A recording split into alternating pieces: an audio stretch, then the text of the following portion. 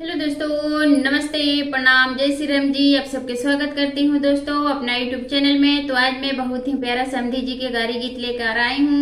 आप लोग जरूर सुनिएगा, शुरू से लेकर अंत तक सुनिएगा इस हमारे गीत को।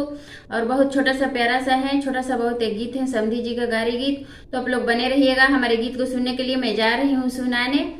अच्छा लगेगा तो कमेंट करिएगा, गीत वीडियो को लाइक करिएगा, ज्यादा से ज्यादा शेयर करिएगा इस हमारे गारी गीत को दोस्तों। तो बने रहिएगा, मैं जा रही हूँ सुनाने।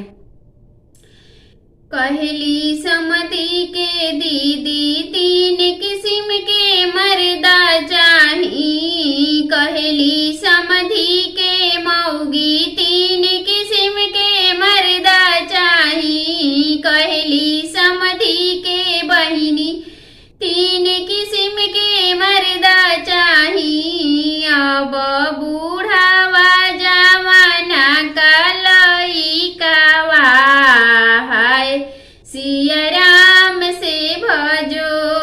अब बूढ़ावा जमाना का छोकरावा हाय सिया राम से भजो।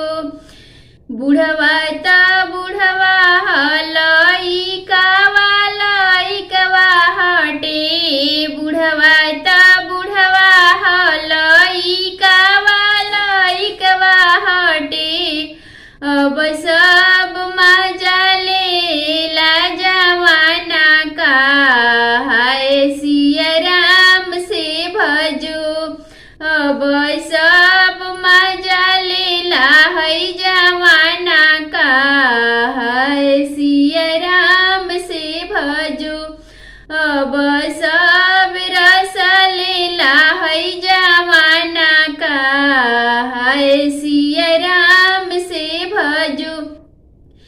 कहली समधी के बहिनी तीन रंग के सड़िया चाही। कहली समधी के दीदी तीन रंग के सड़िया चाही। कहली समधी के मौगी तीन रंग के सड़िया चाही।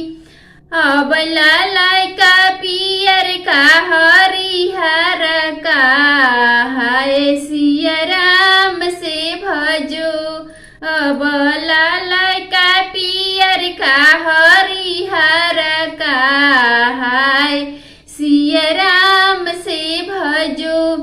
ललका ता ललका हरिहर का हरिहर का हटे।